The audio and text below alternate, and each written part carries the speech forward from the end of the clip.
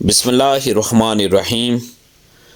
الصلاۃ والسلام علی سید الانبیاء والمرسلین۔ نماز تہجد بہت ہی افضل اور اعلیٰ نماز ہے۔ نماز پنجگانہ کے بعد یہ نماز بہت اعلیٰ ہے۔ یہ ایک حقیقت ہے کہ رات کو آرام کی نیند چھوڑ کر بستروں سے الگ ہونا انسانی طبیعت پر کافی گراں گزرتا ہے۔ اس لیے اللہ تبارک و تعالیٰ نے فرض نماز کے بعد رات کی پچھلی گھڑی میں عبادت کرنے کو افضل قرار دیا ہے۔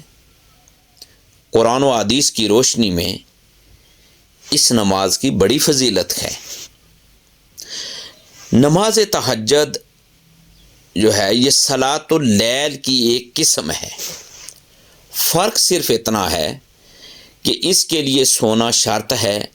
چنانچہ اللہ تبارک و تعالیٰ نے قرآن مجید فرقان حمید میں اپنے بندوں کے اوصاف میں ارشاد فرمایا، والذین یبیتون لربہم سجدا وقیاما، اور وہ جو رات کاٹتے ہیں اپنے رب کے لیے سجدے اور قیام میں۔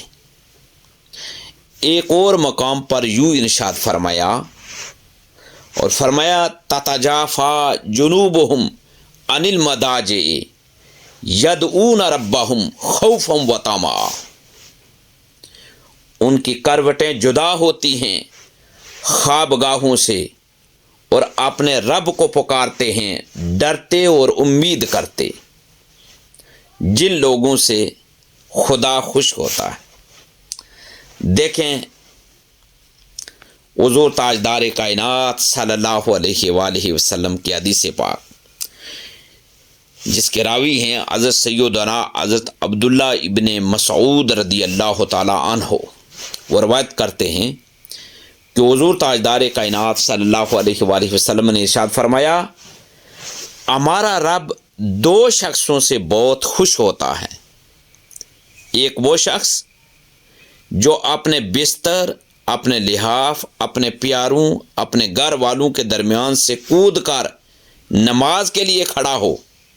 رب تبارک و تعالی فرماتا ہے، اے میرے فرشتوں، میرے اس بندے کو دیکھو کہ اپنے بستر اور لحاف سے اپنے پیاروں اور گھر والوں کے درمیان سے نماز کے لیے اٹھ کھڑا ہوا، میرے ثواب کی رغبت کرتے اور میرے عذاب کا خوف کرتے۔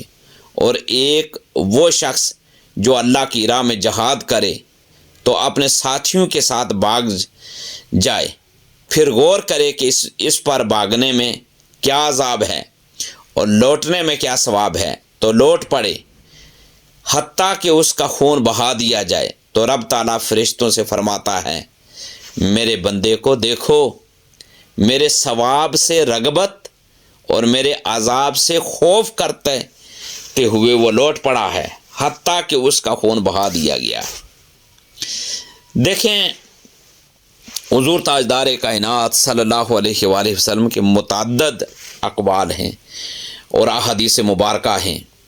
پیارے آقا صلی اللہ علیہ وآلہ وسلم کی ایک حدیث پاک ہے۔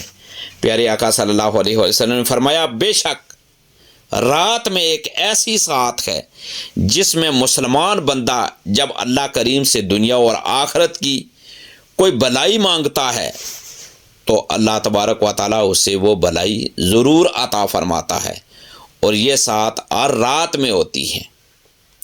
پیارے آقا صلی اللہ علیہ وآلہ وسلم کا یہ بھی ارشاد پاک ہے، فرمایا سیدنا ابو ہریرہ رضی اللہ تعالیٰ عنہ اس حدیث پاک کے راوی ہیں۔ پیارے آقا صلی اللہ علیہ وآلہ وسلم نے فرمایا، رمضان کے بعد سب سے افضل روزے اللہ پاک کے مہینے محرم کے ہیں، اور فرض نماز کے بعد سب سے افضل نماز رات میں پڑھی جانے والی نماز ہے۔ یہ صحیح مسلم کی حدیث پاک ہے۔ میں عرض کرتا چلوں، بعض لوگ یہ بھی سوال کرتے ہیں کہ کیا تہجد کی 12 رکعت اس طرح پڑھی جا سکتی ہیں کہ پہلی 2 رکعت میں سے پہلی رکعت میں سورہ اخلاص 12 مرتبہ، دوسری رکعت میں 11 مرتبہ، پھر 2 رکعت میں سے پہلی میں 10 بار، دوسری میں 9 بار، اسی طرح جب رکعتیں کم ہوتی جائیں تو سورہ اخلاص پڑھنے کی تعداد بھی کم ہوتی جائے۔ قرآن و حدیث کی روشنی میں واضح کر دیں۔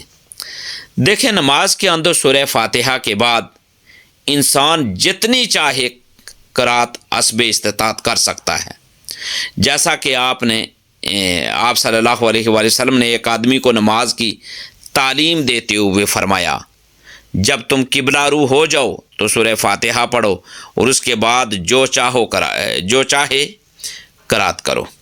لیکن تہجد کی نماز میں مذکورہ صورت کی تخصیص میں کوئی صحیح حدیث میری نظر سے تو نہیں گزری، لیکن اگر کوئی آدمی پڑھتا ہے تو اسے ضرور ثواب ملے گا۔ تو تہجد کی فضیلت ہے، آپ سورہ اخلاص کی تلاوت کریں اور اس غرض سے کہ اس میں اللہ تبارک و تعالی اللہ کی شان کو بیان کیا گیا ہے، توحید کو بیان کیا گیا ہے، تو کوئی اللہ تبارک و تعالی کے ساتھ محبت کرتے ہوئے اس سورہ مبارکہ کی جتنی بار بھی تلاوت کرے گا اسے ثواب ہی ملے گا، اور اگر کوئی ایک مرتبہ پڑھتا ہے تب بھی اس کو ثواب ملتا ہے، زیادہ جتنی بار پڑھیں گے ثواب ہی ملے گا۔